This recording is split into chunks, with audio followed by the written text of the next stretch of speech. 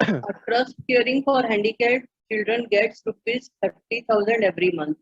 ठीक है, 30,000 उनको टोटल मिलता है. हाँ. अब उसमें से it spends half of the funds received for medical and educational care. ठीक है, and for that it charges 2% of the spent amount from them. तो उनसे 2% चार्ज भी करता है. उसका 15,000 स्पेंड करते हैं और उसका 2% चार्ज करते हैं. And deposit the balance amount in a private bank to get the money multiplied so that in future the trust goes on functioning regularly. What percent interest should the trust get from the bank to get a total of rupees 1,800 per month? 1800. तो पहले ना इसको बेटा matrix method में आने से पहले इस क्वेश्चन को थोड़ा अलजेब्रा वाले मेथड से समझो, जैसे हम छोटी क्लास में करते थे वैसे. जैसे तुम्हारे पास ये है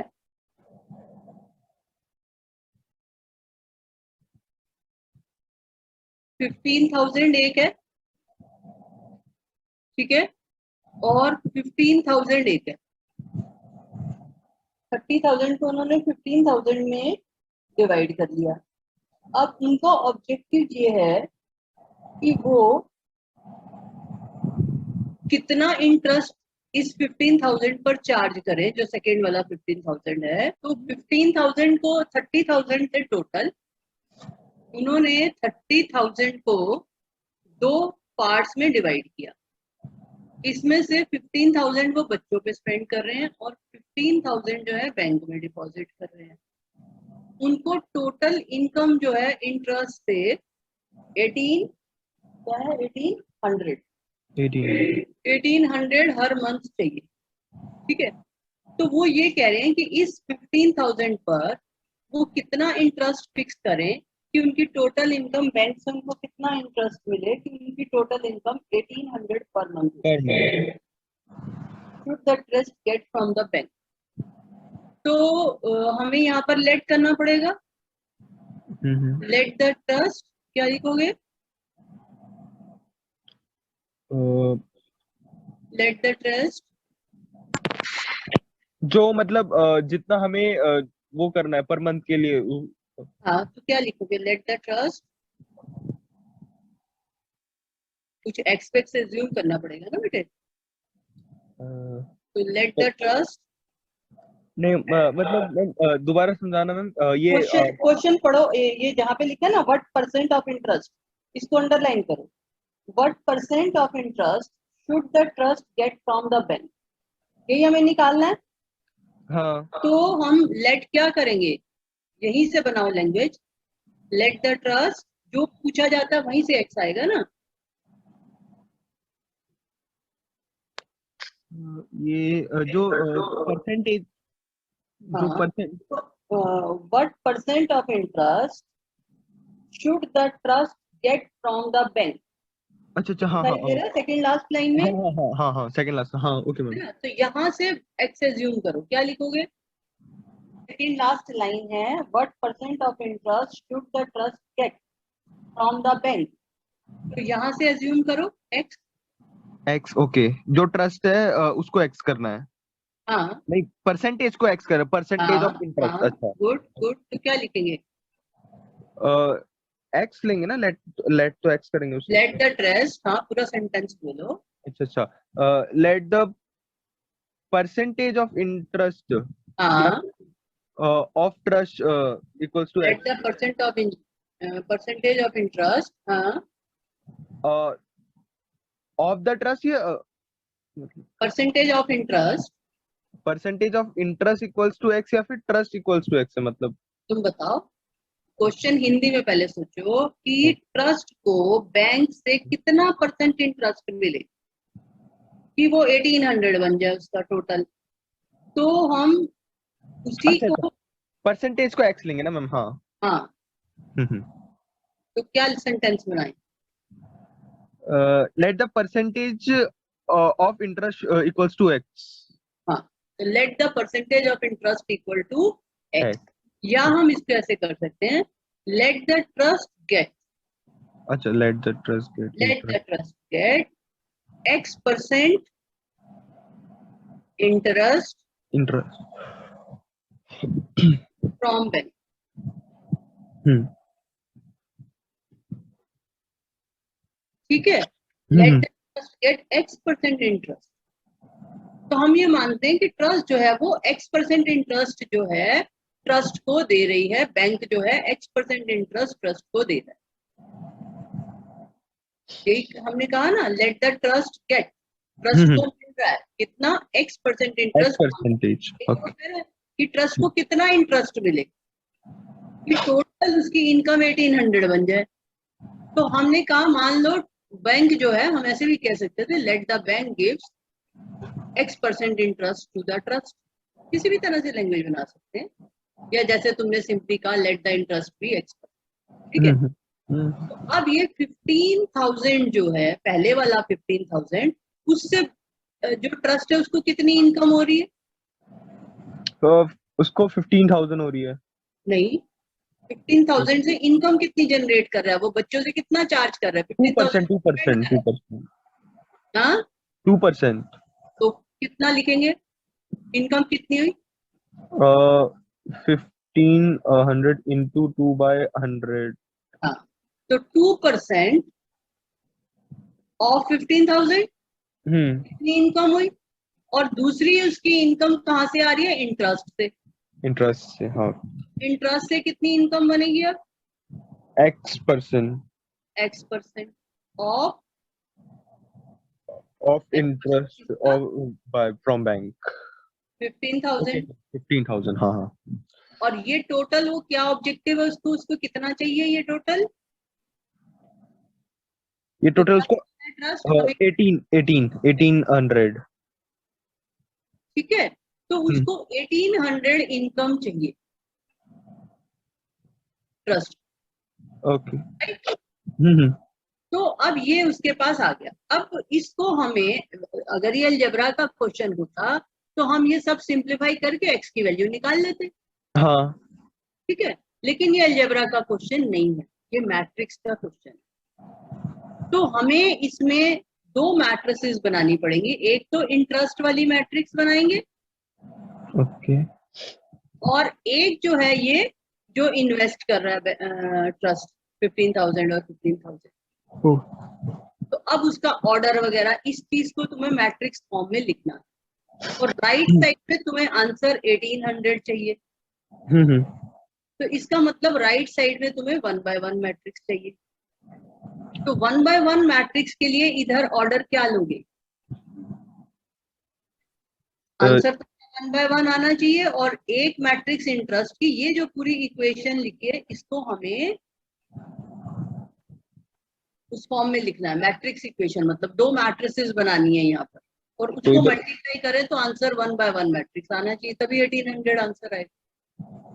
इधर अभी 1 by यहाँ पे किस ऑर्डर की मैट्रिक्स लोगे? उनको मल्टीप्लाई करें और ये ऊपर वाला बन जाए, मतलब एक तरह से हमें ये बनाना है जो ऊपर लिखा है मैंने। दो मैट्रिक्स है ना? हाँ, दो मैट्रिक्स बनानी है। एक तो जो इन्वेस्ट कर रहा है 15,000 उसकी बनानी है। हाँ। तो अब 1 by 1 ऑर्डर कब आए, कैसे आएगा? 1 by 1 ऑर्डर तब आएगा जब जो ए मैट्रिक्स है उसका एन और जो बी मैट्रिक्स है उसका M1 हो तो, मतलब। मुझे वैसे वो ठीक है, हमारे पास दो चीजें हैं, दो हाँ तरह के इंटरेस्ट है, दो तरह की इन्वेस्टमेंट है। तो हम ये यहाँ पे जो ए मैट्रिक्स है और जो बी मैट्रिक्स है इसका ऑर्डर क्या लें कि सी मैट्रिक्स 1 by 1 हो जाए, और हम ये चीजें लिख भी पाए उसके अंदर।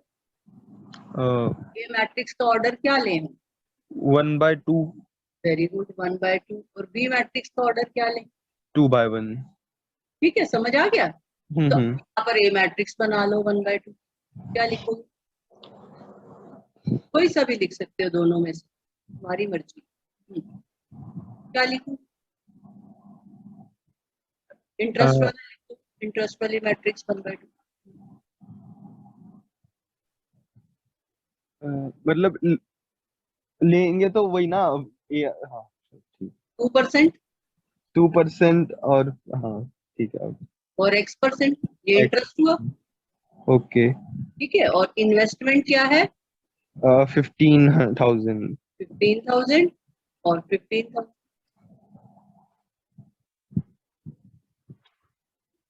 समझ में आ गया? अब ओके। जब हम इसको मल्टीप्लाई करेंगे तो ऊपर वाली इक्वेशन आएगी। तो ये जो काम है ये तुम रफ में करोगे, हम्म।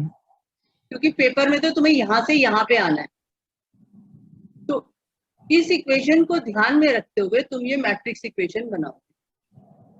मैट्रिक्स इक्वेशन बनाने के बाद फिर तुम इसको मल्टीप्लाई करोगे, जैसे हम मैट्रिक्स मल्टीप्लाई करते हैं। तो ये 1/2 हमने बना ली, ये 2/1 बना ली। अब जब हम इसको मल्टीप्लाई करेंगे तो हमारे पास आ जाएगा 2% of 15,000 plus X% of 15,000। Okay. वो जो ऊपर हमने इक्वेशन लिखी है वो तो हमें, क्योंकि अलजेब्रा की नॉलेज है, हमने उससे लिख दी और उसकी हेल्प से हमने ये नीचे वाली मैट्रिक्स इक्वेशन बना दी। तो तुम्हारा सोल्यूशन जो है वो यहाँ से स्टार्ट होता है एक तरह से, ओके। X% एज्यूम करके, और फिर यहाँ से ये जो है ये राइट साइड में रफ पे लिखो। एग्जामिनर को दिख रहा है कोई बात नहीं, बट राइट साइड में लिख लो अलग से। ठीक है। तो अब ये जो है 2% of this and X% of this, इसको तुम काट सकते हो यहाँ पर। तो ये तुम्हारे पास आ गया 15 इंटू 2 30 300। प्लस हाँ 30। 150x। ठीक है, दिस इक्वल टू 1800। मैम ये 15,000 है, ये 1500 लिख दिया आपने। 15,000, सॉरी, यस। तो एक जीरो यहाँ तो और 300 हो जाए। तो ये 300। ठीक है, हम्म। 150x और ये हो गया 18। तो अब हमारे पास क्या आ गया? एक्स मतलब अब हमारे पास अब अभी तो मैट्रिक्स, ये मैट्रिक्स मैट्रिक्स इसके इक्वल है, इस मैट्रिक्स के इक्वल है, तो क्या लिखेंगे हम? के इक्वल मतलब क्या मैट्रिक्स में कॉन्सेप्ट यूज करो। वो क्या कहते हैं, ए माइनर वाला। नहीं, इक्वल मैट्रिक्स, दो मैट्रिक्स इक्वल कब होती हैं? जब उनके वो कॉरस्पॉन्डिंग हाँ कॉरस्पॉन्डिंग इक्वल होते हैं। हाँ एलिमेंट्स इक्वल होते हैं, तो कॉरस्पॉन्डिंग एलिमेंट्स इक्वल करो। कॉरस्पॉन्डिंग है ये तो, फिर पूरा ही एक है तो ये तो हाँ, एकदम ही वेरी इक्वल हो गुड। जाएगा। एक हाँ। ही होना चाहिए तभी तो इक्वल होगी। हाँ ये पूरा एलिमेंट एक ही। राइट में भी तो एक ही है। हाँ, तो क्या हाँ लिखेंगे? So 300 plus 150x equals to 18, okay 1800। बस अब इसको एक्स के लिए सॉल्व कर लो। हाँ। ठीक है, हम्म। This implies X equal to 300 उधर चला जाएगा, हाँ 15 आ जाएगा, तो ये 1 300। हो गया। एक्स इक्वल टू क्या आ गया? ये क्या कहते हैं 10। ठीक है, तो आंसर क्या हो गया? 10। 10। So the trust should charge the rate of interest equal to 10%। अगर पेपर 10%। आता है तो ऐसे वर्ड्स में आंसर देना जरूरी होता है, वर्ड प्रॉब्लम का। रेट ऑफ इंटरेस्ट, चाहे ब्रीफ में लिख दो पर लिख, इक्वल टू 10। हम्म। ठीक है, समझ आ गई बात? हाँ तो इस तरह से वर्ड प्रॉब्लम की जाती है। तो पहले जो है ये थोड़ा सा रफ में बना लो, क्या इक्वेशंस बन रही हैं, और उसके हिसाब से फिर मैट्रिक्स इक्वेशन।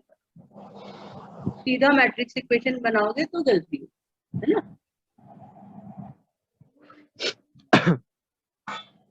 नीचे करना, मैं मेरे को नीचे वाला नोट। हाँ हाँ हाँ।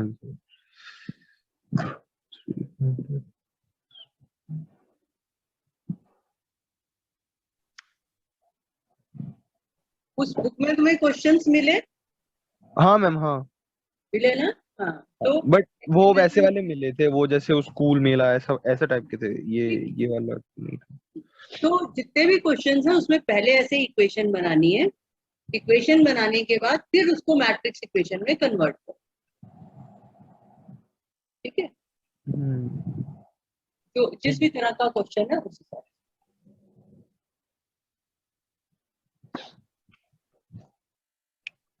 कर लिया मैम नोट ये वाला। से करिए। और कौन सा क्वेश्चन? और बाकी तो हो गए थे जो दिए थे आपने। अच्छा, तो अभी ये वाले, ये एक ही था। हाँ इक्वेशन मैंने एक ये फैमिली, ये नहीं, हाँ ये तो ट्राई नहीं किया। हाँ मैम, क्या कह रहे हो? नहीं नहीं मैम कुछ नहीं। तुमने वो इक्वेशन सॉल्विंग वाले क्वेश्चन भी किए हुए हैं ना, कौन से मैम इक्वेशन सॉल्विंग मतलब? जो बाद में डिटर्मिनेंट वाले चैप्टर में है, सॉल्व सॉल्व द इक्वेशंस। जैसे दो तीन इक्वेशंस दे रखी होती हैं, उसको मैट्रिक्स मेथड से सॉल्व नहीं करते हैं एडजॉइंट अच्छा में। अच्छा, हाँ हाँ हाँ, ओके मैम, हाँ हाँ, वो एक्स वाई, हाँ मैम। इक्वेशन दे रखी होती है और हम उससे मैट्रिक्स इक्वेशन बनाते हैं।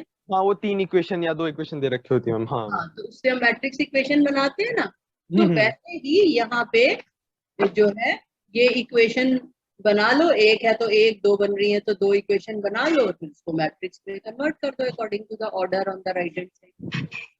इन सारे क्वेश्चंस को इसी तरह से इक्वेशन बना के और फिर करोगे तो तुम्हें समझ आएगा। ये फैमिली वाला तुमने कर लिया नहीं कर लिया? ये फैमिली वाला नहीं करा, बाकी सब तो कर लिए थे, और वो वाला आया नहीं था, ये फैमिली वाला मैंने ट्राई नहीं चलो करो, मेरे सामने करो, किया। ओके। करते वो हैं। इक्वेशन की तरह। हाँ, इक्वेशन की तरह ही करेंगे बेटा, ऐसे समझ नहीं आएगा तुम्हें।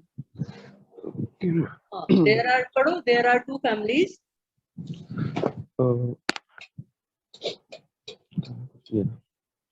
There are two families, F1, F2. There are 6 men, 5 women, and 2 children in a family. F1 and three, three men, 3 women, and 4 children in family F2. Uh, the recommended daily requirements of protein is, ma'am ये कटा हुआ है यहाँ पे, पता नहीं है ये क्या है। Is maximum 70 gram. The recommended daily requirement of protein is, man के लिए मैक्सिमम नहीं, मैन के लिए 70 ग्राम, Men 70 gram, women 50 grams, and child 30 grams. And for carbohydrate is men 500, women 400, children कटा हुआ है मैम, children का child 300 child child gram. child 300 grams. Using matrix multiplex calculate the requirement of protein and carbohydrate each two families. तो इसमें क्या है, देखो दो फैमिलीज हैं, एक F1 है एक F2। F2, हाँ। अब F1 में जो वो कह रहे हैं 6 men 5 women 2 children, तो मैन जो है, मैन वुमेन चिल्ड्रन, तो 6 5 2 है, ठीक है। और F2 में जो है 3 men, 3 women, 4 women children. 3 3 men, 3 women, 4 children. 4 children, ठीक है। F2, द हाँ, recommended daily requirement for protein is, man की डेली रिक्वायरमेंट जो है, मैन की 60 ग्राम है। 60 ग्राम। अच्छा, और वुमेन वुमेन की 70, नहीं मैम, मैन की तो 70 ग्राम है ना। मैन की 70 ग्राम है 70 ग्राम, हाँ प्रोटीन। हाँ हाँ। प्रोटीन लिख देते हैं, दो चीजें हैं ना।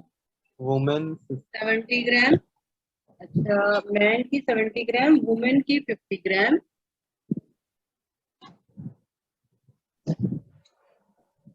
और चाइल्ड की 30 ग्राम, ठीक है। एंड कार्बोहाइड्रेट, कार्ब, तो कार्बोहाइड्रेट जो है मैन की 500 ग्राम, 500, हाँ। 500 ग्राम, अच्छा, वुमेन की 400 ग्राम है, 100, और चाइल्ड की 300। अब ये कह रहे हैं, using matrix multiplication calculate the total requirement of protein and carbohydrate for each of the two families.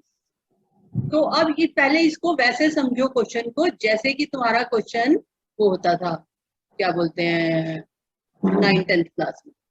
हमें टोटल रिक्वायरमेंट चाहिए प्रोटीन की और कार्बोहाइड्रेट की फॉर फैमिली 1 और फैमिली 2। तो फैमिली 1 की जो है प्रोटीन रिक्वायरमेंट कितनी हुई? टोटल फैमिली 1 की प्रोटीन रिक्वायरमेंट कितनी होगी? 150 150 150 क्यों? 6 मैन है, ये तो एक आदमी की है ना। 70 ग्राम जो है पर मैन है। क्वेश्चन में देखो, the recommended daily requirement for protein is man 70 ग्राम, मतलब 70 ग्राम ऑफ वन मैन। हमें एक आदमी की 70 ग्राम है। टोटल 150 हो जाएगा ना, मतलब। इसको टोटल नहीं करना, ध्यान से सुनो सिद्धार्थ। Okay okay. फैमिली 1 में 6 मेल्स हैं हाँ और हर एक मेल की प्रोटीन रिक्वायरमेंट 70 ग्राम है। हाँ। The recommended daily requirement for protein is man 70 gram. Man 70 ग्राम मतलब ईच मैन, हर एक मैन की 70 ग्राम है। तो वुमेन की 50 ग्राम है हाँ। और बच्चे की 30 ग्राम है। और फैमिली में 6 मेल हैं, 5 वुमेन है और 2 चिल्ड्रन है। तो टोटल प्रोटीन रिक्वायरमेंट कितनी हुई? मेंस की 11.11 और 11 वुमेन। पॉइंट कहाँ से आ गए? एक आदमी की 70 ग्राम है, 6 आदमी है, तो टोटल रिक्वायरमेंट कितनी अच्छा, होगी? एक आदमी की, ओके मैम। एक आदमी की 70 ग्राम। 420। हाँ, तो 6 इंटू 70 हो गया। हाँ। अब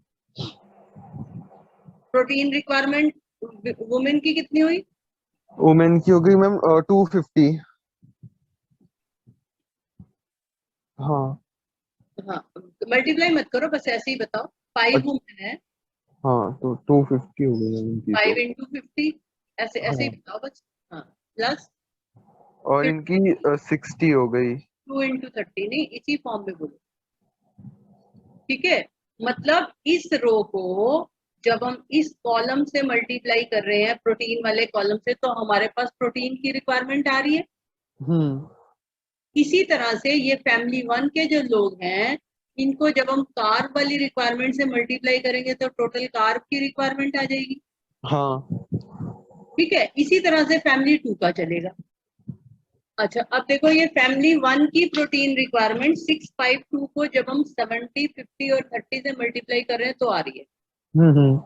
ऐसे ही फैमिली 1 की कार्बोहाइड्रेट की रिक्वायरमेंट मल्टीप्लाई करके आ जाएगी।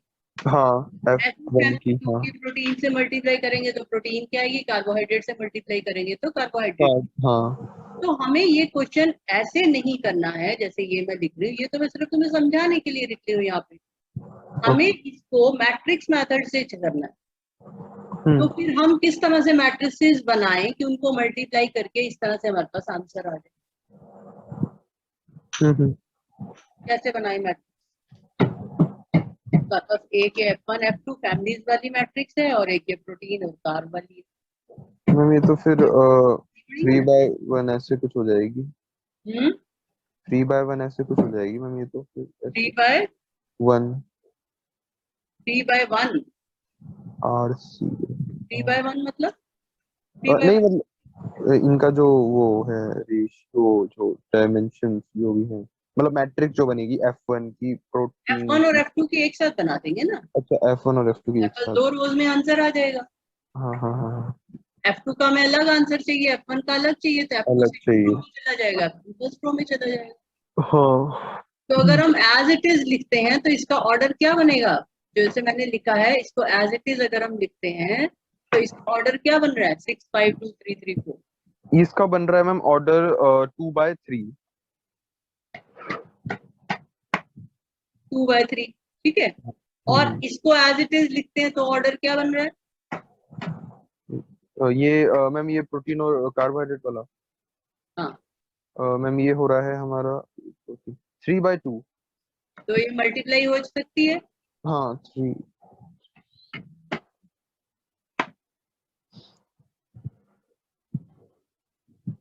हाँ मैम। हेलो। हाँ ठीक है। हम्म। तो ये 3/2। तो अब जब हम इसको मल्टीप्लाई करेंगे दोनों मैट्रिसेस को, फर्स्ट रो को फर्स्ट कॉलम से मल्टीप्लाई करेंगे तो प्रोटीन आ जाएगा, ये क्योंकि ये प्रोटीन है और ये कार्बोहाइड्रेट है। हम्म। फर्स्ट रो को सेकंड से मल्टीप्लाई करेंगे तो कार्बोहाइड्रेट आ जाएगा कार्बोहाइड्रेट, हाँ हाँ। फैमिली 1 का। इसी तरह से फैमिली 2 का आ जाएगा। तो हो जाएगा, हम्म, नहीं हो जाएगा क्वेश्चन? हाँ हाँ हाँ हाँ, हो जाएगा। तो ऐसे मल्टीप्लाई करोगे तो जो हम ये लिख रहे थे ये अपने आप बनता चला जाएगा। तो फिर वो तो एक एक मैट्रिक्स आ जाएगा वो। एक मैट्रिक्स आ जाएगा ना, तो एक फैमिली 1 की भी रिक्वायरमेंट आ जाएगी, फैमिली 2 की मल्टीप्लाई करो आप, हाँ वो एक। पूरा पूरा मल्टीप्लाई करो। 420 प्लस 250 प्लस 60 कितना है? 420, फिर देन ये हो गया 250 प्लस 250, और फिर प्लस 60। अब हो जाएगा ये 30 30,000। है नहीं मतलब ये 500 से मल्टीप्लाई हुआ ना मैम, 6 यहाँ पे। वो तो सेकंड रो है ना, पहले फर्स्ट। हाँ। जैसे मैट्रिक्स मल्टीप्लाई करते हैं वैसे ही मैट्रिक्स करेंगे ना मल्टीप्लाई, तो ये 2/2 की मैट्रिक्स आएगी ना। तो फर्स्ट रो ये को फर्स्ट कॉलम से मल्टीप्लाई करो, क्या आया? फर्स्ट को मल्टीप्लाई करेंगे तो वो हो जाएगा 420 प्लस 250 प्लस 60, हो गया हमारा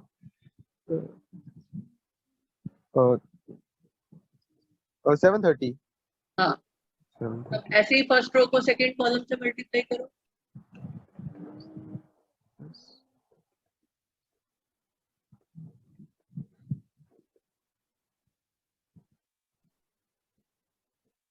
3000 प्लस 2000 प्लस 6000। 600।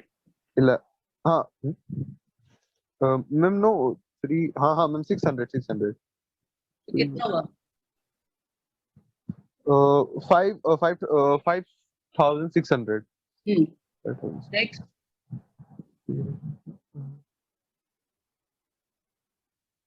21, 210 प्लस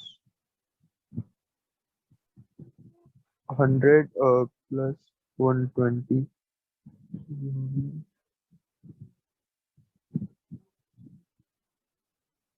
430 और फोर 430।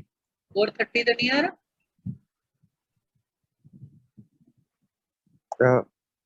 फोर, ध्यान से देखो।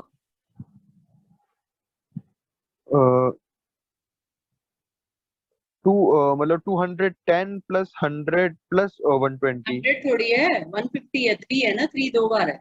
तुमने 2 तो नहीं लिख लिया? ओके, 334 है। 334, ओके। 15 हो गया फिर वो। 5 6 8 180। हाँ 480। हाँ 480, हाँ। नेक्स्ट। और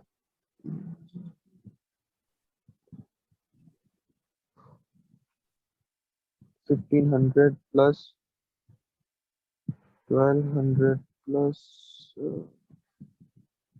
1200,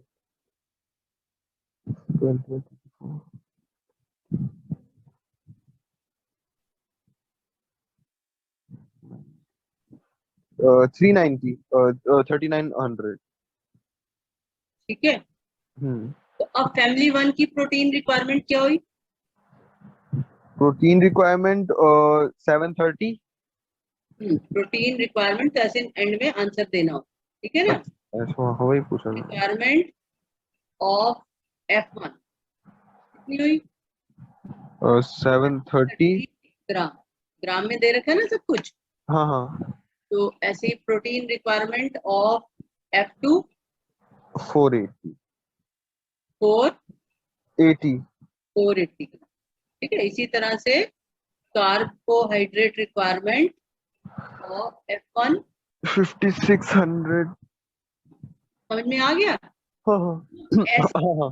पहले रफ में कैलकुलेट करके क्वेश्चन को समझ के फिर मैट्रिक्स जो है से उस क्वेश्चन को सॉल्व कर लेते हैं। जैसे मैंने यहाँ पे ये थोड़ा सा सॉल्व कर लिया था साइड पे कि हाँ मेरे को समझ में आ गया कि ये जो फर्स्ट रो है इसको फर्स्ट कॉलम से मल्टीप्लाई करके मेरे पास प्रोटीन रिक्वायरमेंट आ रही है फैमिली 1 की।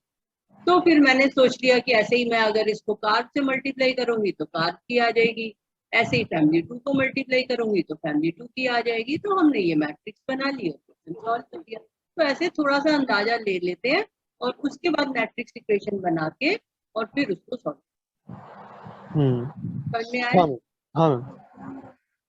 चलो और बताओ, और तुम्हारी कोई डिफिकल्टी कहीं फेस की हो तुमने? एक अभी तो अभी तो ये क्वेश्चन अभी तो मैं जस्ट आपने जो दिया था वो करा है, और वैसे हाँ, अलग से तो मैंने नहीं करा, क्योंकि फिर repeat मैं कर लो। अभी वो वाला कर रहा हम्म, हूँ। अभी हमारा वो चल रहा है, फिफ्थ चैप्टर चल रहा है क्लास में, तो वही कर रहा था अभी तो मैं। अच्छा कुछ समझ नहीं आ रहा फिर अच्छा, ये कोई बात नहीं, वो मैं करा दूंगी। वहां जो जितना सीख सकते हो सीख लो, है ना। कुछ हाँ। बेस तो बन ही जाता है। अब जैसे तुमने ये थोड़ा मैट्रिसेस डिटरमिनेंट सीखा हुआ है तो बाकी जो कमी होगी वो मैं देख ही दूंगी, है ना। हम्म। तो ये है कि थोड़ा बेस बना होता है तो फिर जल्दी समझ में आती है और ये भी पता चलता है कि क्या चीज समझ आई थी क्या चीज नहीं समझ आई थी पहले। ओ हाँ। अच्छा, मैंने एक क्वेश्चन तुम्हें भेजा था कि अगर हमारे पास मान लो, अभी सुबह ही शायद भेजा था, कि अगर हमारे पास ए एक्स बी इक्वल टू सी हो मैट्रिक्स और क्वेश्चन हो फाइंड एक्स, स्क्वायर मैट्रिसेस हैं, ठीक है। तो एक्स कैसे निकालेंगे? अम्म, ए और बी जो है ये नॉन सिंगुलर है।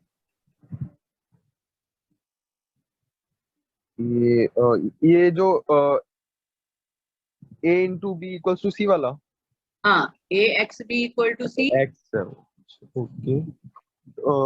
एक्स निकालना, ठीक है। एक्स निकाल, when a x b c are square matrix of same identity। A and B are square matrix. इसमें भी इन्वर्स से होगा। हाँ तुम कर सकते हो इन्वर्स से, बिल्कुल इन्वर्स से ही करना पड़ता है बेटे। अगर नॉन स्क्वायर हो तो बिना इन्वर्स के चलेगा, हाँ। अगर स्क्वायर है तो इन्वर्स से ही शॉर्ट पड़ता है, वरना तो पागल हो जाएगा शॉर्ट करते करते। तो इसमें हर एक को फिर इन्वर्स से करना पड़ेगा, ए एक्स बी सबको। ए एक्स बी इक्वल टू सी है तो तुम्हें लेफ्ट साइड से एक्स हटाना है और बी भी हटाना हाँ। है ना। तो पहले यहाँ पर लेफ्ट साइड से मान लो तुम बी हटाते हो तो क्या आएगा? बी हटाऊंगा तो फिर वो तो फिर वो हो जाएगा ए एक्स इक्वल्स टू हाँ, A equals to C inverse B. A X equal to C, inverse B, B C inverse. Inverse, C का इनवर्स। हाँ हाँ। सी का इनवर्स क्यों होगा? सी तो राइट साइड में एज इट इज है, सी को हम तो बी को हटा रहे हैं। तो मैम बोथ साइड करेंगे ना, लेकिन तो बोथ साइड तुम किसका इनवर्स बोल रहे हो? बोथ साइड तब किसका इनवर्स करेंगे? हटाना तो बी है ना मैम, हाँ तो बी का इनवर्स करेंगे फिर। हाँ, तो तुम सी इनवर्स बोल रहे हो ना। नहीं, बी इनवर्स बोल रहा हूँ अच्छा अच्छा, तो क्या लिखूं? ए एक्स इक्वल टू मैं। A X equals to C inverse B, B inverse, C inverse B inverse. Inverse. हाँ, हाँ, सी इनवर्स बी नहीं बोलते, C B inverse, C B inverse. है ना। जिसका इनवर्स है वो बाद में बोलेंगे, बी इनवर्स, इनवर्स बी नहीं। B inverse. समझे? उस तक मुझे उल्टा समझ आ रहा था। अब ए हटा, अब ये हटाएंगे तो मैम अब इसका ये हो जाएगा x equals to A inverse, A inverse C B inverse.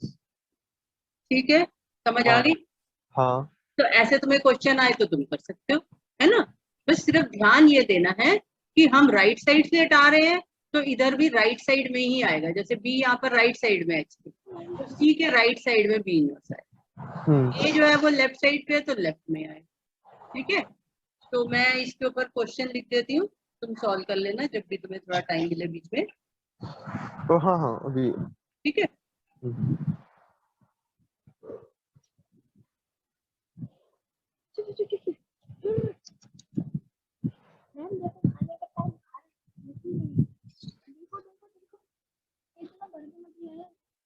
मैंने अभी तक पूछा ही नहीं है, तो खाया भी नहीं। हट जाती।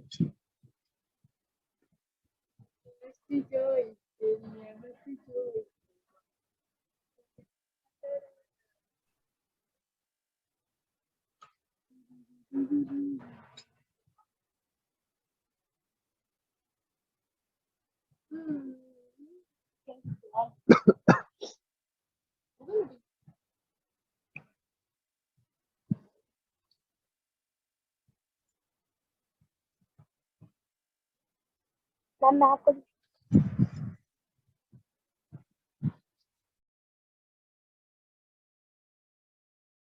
सिद्धार्थ यहाँ पर मैं थोड़ा सा चेंज कर रही हूँ। ओके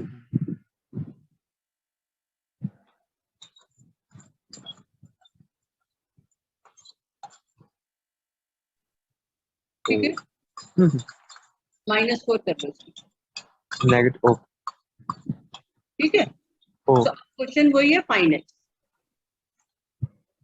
तो तुम इसको कर लेना, इसका सोल्यूशन फिर मुझे भेज देना। ओके मैम अभी भेज हाँ, अभी नहीं, बाद में भेज देना। हाँ आगे। तो अब ये यहाँ पे समझ आ गया, तुम कर पाओगे।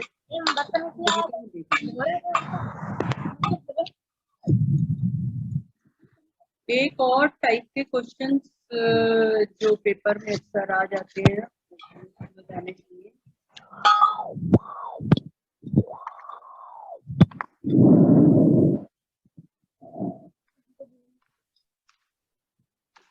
एक्सरसाइज में तुम कह रहे हो कहीं कोई और डाउट नहीं है ना? हाँ मैम एक्सरसाइजेस में तो नहीं है क्योंकि एक्सरसाइजेस तो हमें 3-4 बार करा दिए हैं तो उसमें तो तो ये क्वेश्चन में लिख रही जो मेरे सामने आ रहा है अभी, मैं और देखती हूँ। A equal to alpha 0 1 1 and B equal to 1 0 5 1. Find alpha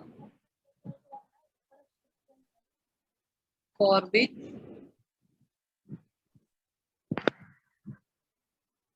A square equal to B.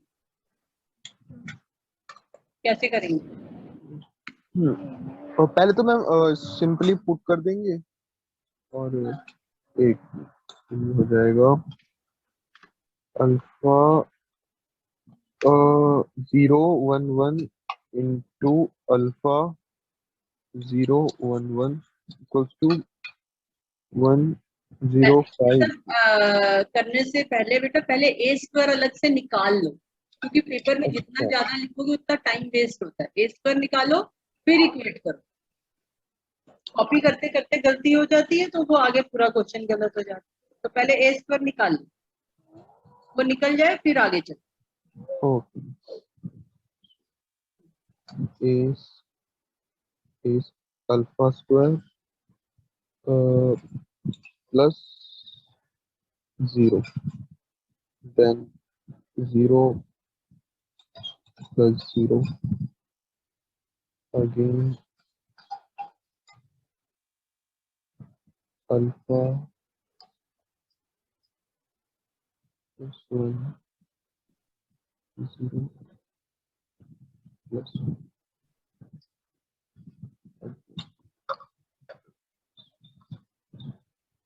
Ma'am ये हो गया अल्फा स्क्वायर 0 अल्फा स्क्वायर, हाँ नेक्स्ट एलिमेंट नेक्स्ट है 0 और फिर जो 2 1 है वो है हमारा a प्लस 1 अल्फा प्लस 1। हाँ अल्फा प्लस 1 एंड लास्ट जो वाला है लास्ट वाला है हमारा 1 ठीक है, हाँ हाँ ये बन गया। हाँ ए स्क्वायर इक्वल टू बी है, अब बी की वैल्यू पुट कर देंगे 105। 105 हाँ जैसे मैंने इधर साइड पे लिख दिया, ऐसे नहीं करना है।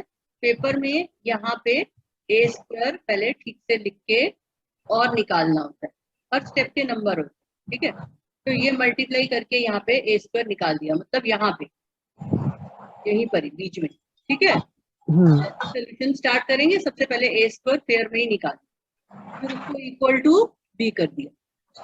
कर दिया सो अब हमारे पास क्या आएगा? अल्फा की वैल्यू निकालनी है। हाँ, अल्फा आ जाएगा 4। 4 आया मेरा, तो 4 अल्फा आया मेरा। स्क्वायर इक्वल टू क्या आ रहा है? अल्फा स्क्वायर, अच्छा अल्फा स्क्वायर इक्वल्स टू 1 है। 1 आ रहा है। और जो अल्फा प्लस 1 है वो इक्वल्स टू 5 है।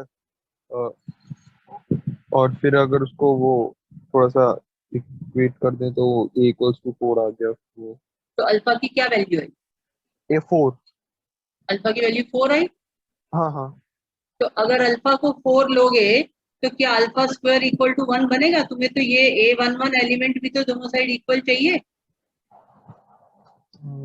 हाँ, नहीं फिर वो तो नहीं बनेगा, बन हमें तो नहीं होगा। एंड चाहिए ना, और तो है नहीं कि दिस और दिस हो। हम्म। एंड है, हमें तो दोनों चीजें चाहिए।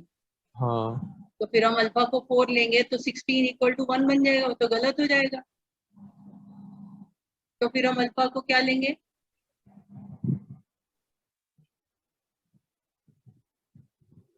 आ, एक अल्फा को फिर 1 लेंगे तो फिर मैम वो फिर 1 + 1 इक्वल्स टू 5 भी होगा। तो हमारे पास ये बन रहा है alpha square equal to 1 and alpha equal to 4। तो ऐसा कभी मैथ्स में पॉसिबल है कि नंबर का स्क्वायर 1 हो और वो 4 भी हो? नहीं। एंड है ना ये। हाँ। तो एंड तो पॉसिबल नहीं है। हम्म। तो इसका मतलब क्या हुआ? अल्फा की कोई ऐसी वैल्यू नहीं है जिससे ये इक्वल हो जाए। समझ में आई बात? हम्म। तो हम क्या लिखेंगे? देयर डज नॉट एग्जिस्ट, हाँ, there is no such value of, okay. Does not exist any value of alpha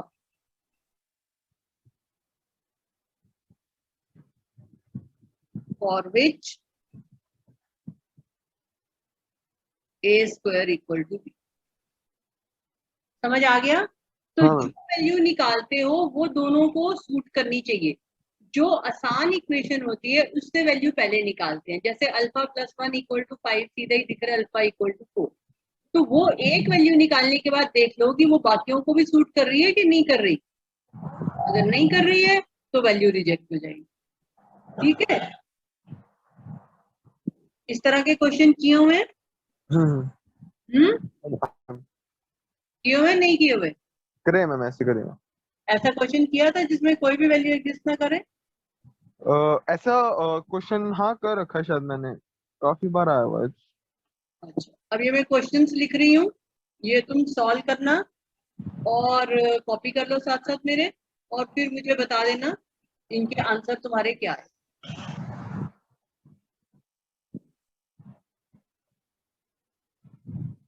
ध्यान से कॉपी कॉपी करो। इफ दिस इक्वल टू, सबसे पहले वो इक्वेशन सॉल्व करनी है जो आसान होती है।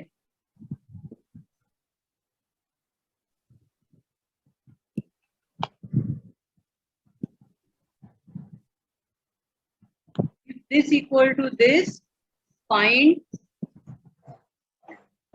ए कॉमा बी। ठीक है? ओके। नेक्स्ट क्वेश्चन है, for what values of A and B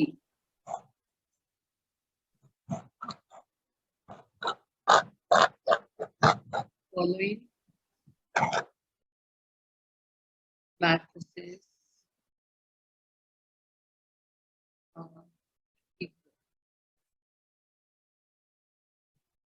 ये सिमिलर क्वेश्चंस हैं पर फिर भी ध्यान से करना, फिर मुझे आंसर बताना कि किसमें क्या आंसर आता है। जो भी आंसर दो वो सबको सूट करना चाहिए, है ना? ये नहीं कि एक जगह सूट कर रहा है एक जगह नहीं सूट कर रहा है तो आंसर लिख दे, ऐसे नहीं कर।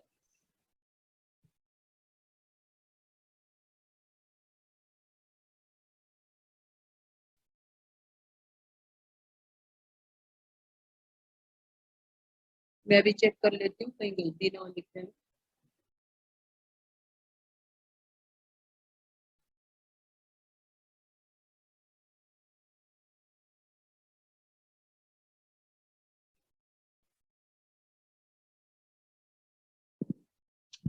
इक्वालिटी ऑफ मैट्रिसेस बहुत इंपॉर्टेंट कॉन्सेप्ट होता है, जिसके ऊपर बेस्ड किसी भी तरह का क्वेश्चन पेपर में आ सकता है, इसलिए इसमें कोई कंफ्यूजन किसी भी तरह का वो नहीं होना चाहिए। ठीक है, अब मुझे ये बताओ कि तुम्हें ये सिमेट्रिक, स्क्यू सिमेट्रिक, ये सब आता है? सिमेट्रिक मैट्रिक्स क्या होती है? सिमेट्रिक मैट्रिक्स मैम, ये मतलब सिमेट्रिक मैट्रिक्स पता तो ये तो पता है कि कौन कौन सी मैट्रिक्स कौन कौन सी है, मतलब मैट्रिक्स के बारे में तो पता है। क्वेश्चंस का फिर तो इतना पता नहीं, क्वेश्चंस फिर। अच्छा ये बताओ, ये कॉपी हो गए दोनों क्वेश्चन? हाँ, ये दोनों कॉपी होगा। तो मैं इसको क्वेश्चन नंबर 1 और क्वेश्चन नंबर 2 लिख देती हूँ, तुम इनको सॉल्व करके और मुझे व्हाट्सएप पे भेज देना, मैं देख लूंगी तुमने ठीक किया कि नहीं। ठीक है, अब बताओ ट्रांसपोज ऑफ अ मैट्रिक्स क्या होता है? मैम जो उसका कैसे होता है वो मैम, रोज को कॉलम बना देते हैं और कॉलम्स को रोज। ठीक है, तो अगर ए एक मैट्रिक्स है ऑफ ऑर्डर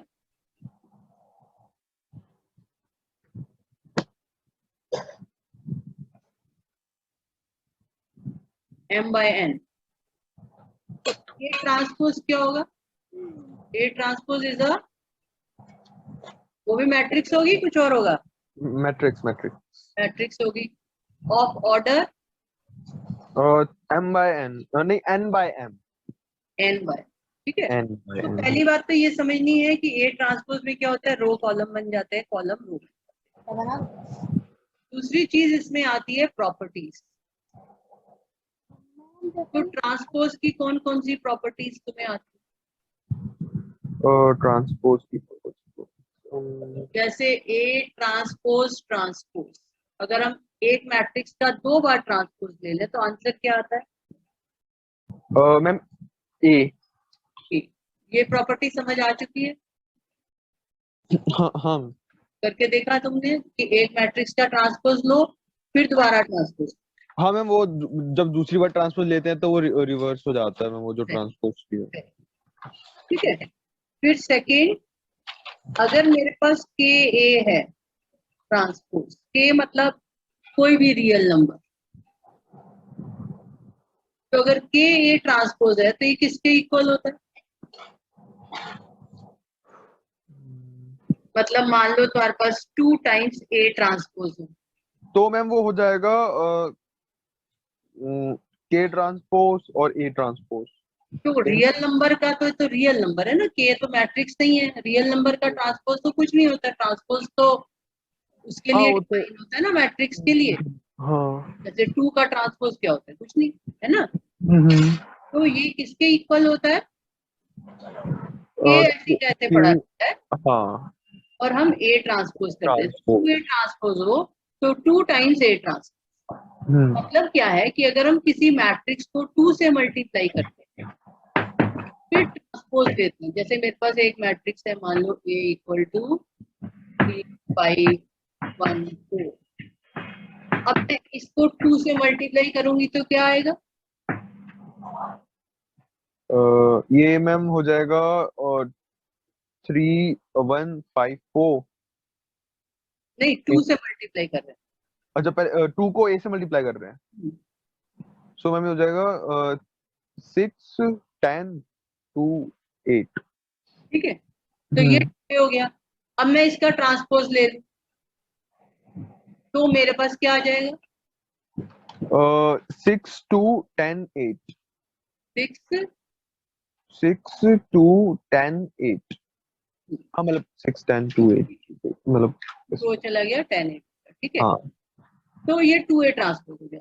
और अगर हम इसका पहले ए ट्रांसपोज ले लें और फिर ए ट्रांसपोज लेने के बाद उसको 2 से मल्टीप्लाई कर दें तो भी सेम आंसर आएगा। ये मतलब है इस प्रॉपर्टी, मतलब मल्टीप्लाई करके ट्रांसपोज लो या ट्रांसपोज लेके मल्टीप्लाई करो किसी भी रियल नंबर से तो आंसर सेम आता है। के ए ट्रांसपोज इक्वल टू के टाइम्स ए ट्रांसपोज का ये मतलब, ए ट्रांसपोज इक्वल टू के टाइम्स ए ट्रांसपोज, मतलब समझ में आ गया? वेरीफाई करने को भी आ सकता है वेरीफाई, ये कह सकते हैं verify this property. Verify this property का मतलब पहले लेफ्ट हैंड साइड निकालो फिर right hand side. Left hand side में पहले k से मल्टीप्लाई करो, जैसे हमने यहाँ पर 2 से मल्टीप्लाई किया, और फिर उसका ट्रांसपोज ले लिया। राइट हैंड साइड के लिए पहले a ट्रांसपोज लो, जैसे ये बन गया 3 5 फर्स्ट कॉलम हो गया, 1 4 सेकेंड कॉलम। अब 2 से मल्टीप्लाई करेंगे तो सेम आंसर आ जाएगा जो ऊपर आया था। हाँ मैम, समझ आएगी बात? हाँ मैम। है ना? तो ये वेरिफिकेशन के लिए भी कभी कभी चीजें पूछी जाती हैं, तो तुम्हें पता होना चाहिए वेरीफाई कैसे। तुम्हें ए मैट्रिक्स दे दें, के की कोई वैल्यू दे दे, तुम्हें वेरीफाई करने को कहा जाए, या के ही लिखा हो तो के से मल्टीप्लाई कर देंगे, 3k 5k के 4k ऐसे बन जाएगा, है ना? तो मल्टीप्लाई करके फिर ट्रांसपोज लो, या पहले ट्रांसपोज लो और फिर के से मल्टीप्लाई कर दो, तो आंसर सेम। समझ आ गई प्रॉपर्टी? ऐसे ही अगर हमारे पास a प्लस बी ट्रांसपोज, तो ये किसके इक्वल होता है? ये होता ये होता है A transpose plus B transpose. ठीक है। इसी तरह से अगर हमारे पास a माइनस बी ट्रांसपोज हो, A transpose minus B transpose. Transpose minus B, अब ये वेरीफाई करने को आए तो मतलब ये है कि पहले ए और बी को ऐड करो, उसका ट्रांसपोज ले लो। राइट साइड के लिए पहले ए ट्रांसपोज लो फिर बी ट्रांसपोज लो फिर दोनों को ऐड कर दो, तो आंसर सेम आ। ठीक है। अब इसमें नेक्स्ट प्रॉपर्टी है कि अगर हमारे पास ए बी दो मैट्रिक्स हैं, उनको मल्टीप्लाई कर रहे हैं, ए बी ट्रांसपोज, तो ये किसके इक्वल होता है? हाँ मैम, ये होता है B transpose A transpose into A transpose. इसमें बी ट्रांसपोज ए। ठीक है। तो ये प्रॉपर्टी वेरीफाई की है कभी तुमने? हाँ मैम, ये तो करीब है, करी थी वेरीफाई? लगभग सारी करीब है मैम। नहीं, वेरीफाई, वेरीफाई मतलब ए और बी दो मैट्रिसेस दे दिए तुम्हारे टीचर ने, और उसने कहा हो कि लेफ्ट हैंड साइड निकालो राइट हैंड साइड निकालो और देखो दोनों इक्वल है कि नहीं। हाँ करिए। करिए। तो ये प्रॉपर्टी को तुम्हें याद रखना है, इसका वेरिफिकेशन तुम कह रहे हो तुम्हें आता है, वो इम्पोर्टेंट होता है, ये तुम्हें अच्छे से करना आना चाहिए। ठीक है। तो मैं यहाँ पर एक क्वेश्चन लिख देती हूँ, तुम कर लेना। a equal to 1 2 minus 1 4 equal to 3 minus 1 minus 5 verify.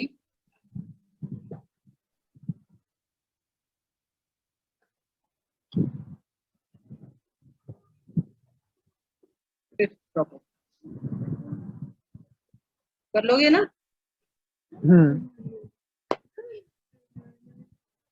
Six property होती है अगर a to the power n dash हो, मतलब कि किसी स्क्वायर मैट्रिक्स, यहाँ पर ए बी क्या है, यहाँ पे तो ये कोई भी मैट्रिक्स हो सकती है, लेकिन जब हम a to the power n करेंगे तो a जो है ये स्क्वायर मैट्रिक्स होगी। तो हमारे पास, इसको ऐसे समझो, बात एक ही है, मैं इधर लिखूं या उधर लिखूं, अगर a डैश की हम पावर n करते हैं तो it is same as a की पावर n ट्रांसपोज। ये प्रॉपर्टी यूज भी होती है आगे क्वेश्चन में। ठीक है। ये दोनों प्रॉपर्टीज बहुत इंपॉर्टेंट है, ये लॉन्ग क्वेश्चन भी आते हैं ना इनके ऊपर बेस्ड। लास्ट वाली तो नहीं थी मेरे पे। लास्ट वाली तुम्हारी बुक में नहीं दे रखी, लेकिन तुम्हें ये याद रखनी है कि अगर n जो है कोई भी नेचुरल नंबर है, अगर हम किसी मैट्रिक्स का ट्रांसपोज लेके उसकी पावर निकालते हैं, या पहले पावर कर लें फिर ट्रांसपोज करें, तो वो इक्वल आता है। ये जो तुम्हारी बाद में बुक में वो डिटर्मिनेंट वाले चैप्टर में जो क्वेश्चंस है ना, जहाँ सॉल्व इक्वेशंस है, solving equations bye matrix method, जो एडजॉइंट से सॉल्व करते हो, वहां पर इन प्रॉपर्टीज पर बेस्ड क्वेश्चन है, 5th और 6th प्रॉपर्टी पर बेस्ड। तो ये तुम्हें अच्छे से आने चाहिए। ये तुम्हें हो सकता है इस फॉर्म में कराई हो property.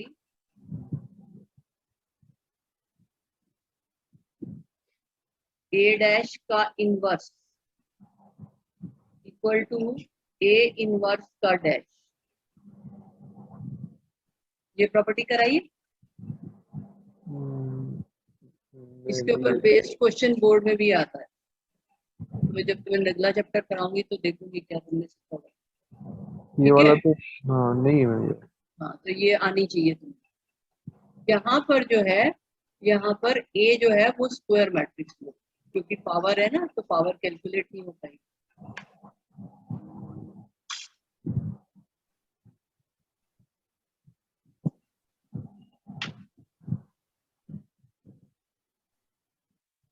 Capital A is square matrix, ठीक है। तो यहाँ पर कैपिटल ए जो है वो स्क्वायर मैट्रिक्स, यहाँ पे भी कैपिटल ए स्क्वायर मैट्रिक्स आएगी, तभी हम उसके इनवर्स की बात करते हैं। तो ये जो 2-3 प्रॉपर्टीज मैंने लिखी ये बहुत इंपॉर्टेंट है। स्ट्रेस नहीं देते इसके ऊपर, लेकिन इनके ऊपर बेस्ड लॉन्ग क्वेश्चन होते हैं। यहाँ तक समझ आ गया? हाँ मैम। ये फिर जब हम आगे करेंगे तो वहां यूज होगा। ये वेरीफाई वाला क्वेश्चन तुम कर लेना। एक ये मैं क्वेश्चन लिख रही हूँ इसके ऊपर based short question. Find order of A dash.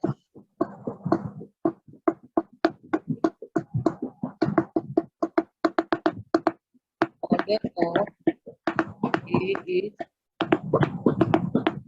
2/3 and order of B is 3/4।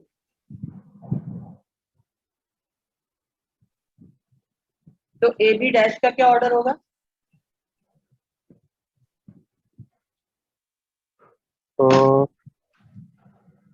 A B dash का order A A B dash का ऑर्डर कैसे निकालोगे पेपर में आ जाते?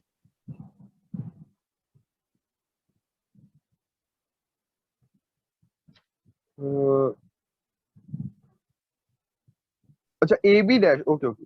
ए बी डैश का पहले बी डैश फिर ए डैश। हमें तो तो ऑर्डर चाहिए, अच्छा ऑर्डर। प्रॉपर्टी लगाना तो जरूरी नहीं है ना। ए बी डैश का ऑर्डर क्या होगा? इसका होगा मैम दोनों का ये होगा 3/2। 3/2। हम्म इसका ऑर्डर 3/2। हम्म। क्योंकि बी क्योंकि जो बी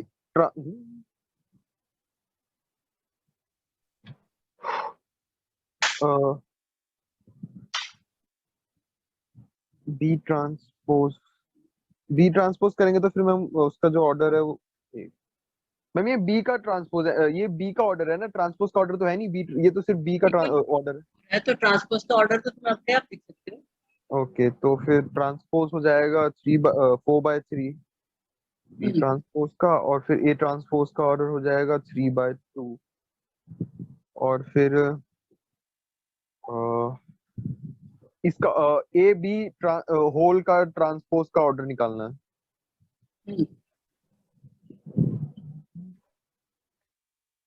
ये हो जाएगा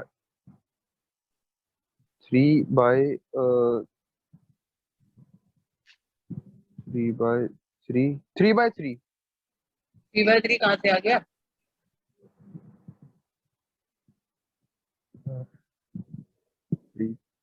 3/2। तुम्हें ए बी ट्रांसपोज का ऑर्डर चाहिए था। हाँ। तो ए बी ट्रांसपोज तुमने कहा बी ट्रांसपोज ए ट्रांसपोज होता है। अब बी ट्रांसपोज का ऑर्डर 4/3 है और ए ट्रांसपोज का ऑर्डर 3/2 है। तो जब दोनों को मल्टीप्लाई करोगे तो जो नई मैट्रिक्स 4/2 आएगा 4/2। ये कोई मैट्रिक्स ही आएगी ऑफ ऑर्डर 4/2। हाँ हाँ। तो आंसर क्या आएगा?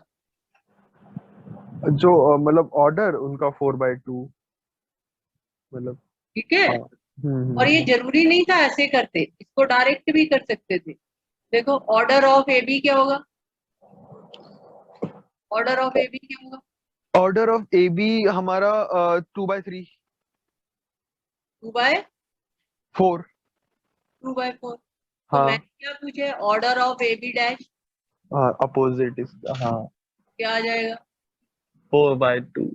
ऐसे डायरेक्ट भी लिख सकते थे, हाँ। ऐसे कर रहे हो तो भी ठीक है,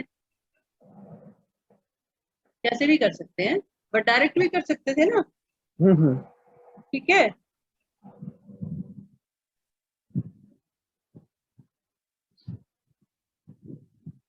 अब सिमेट्रिक स्क्यू सिमेट्रिक वो सब आता है तुम्हें। मैं भी याद नहीं आ रहा मतलब ठीक है, वो सब तुम रिवाइज करके रखना। हाँ। नेक्स्ट टाइम तुम्हारा सिमेट्रिक स्क्यू सिमेट्रिक वो सबसे देख लेंगे क्या आता है तुम्हें क्या नहीं आता है। ठीक हम्म। है। और ये जो मैंने क्वेश्चंस दिए हैं ये सॉल्व कर लेना, वर्ड प्रॉब्लम्स एक बार दोबारा करना बैठ के, जो तुम्हें समझ आ जाए। हम्म। ठीक है।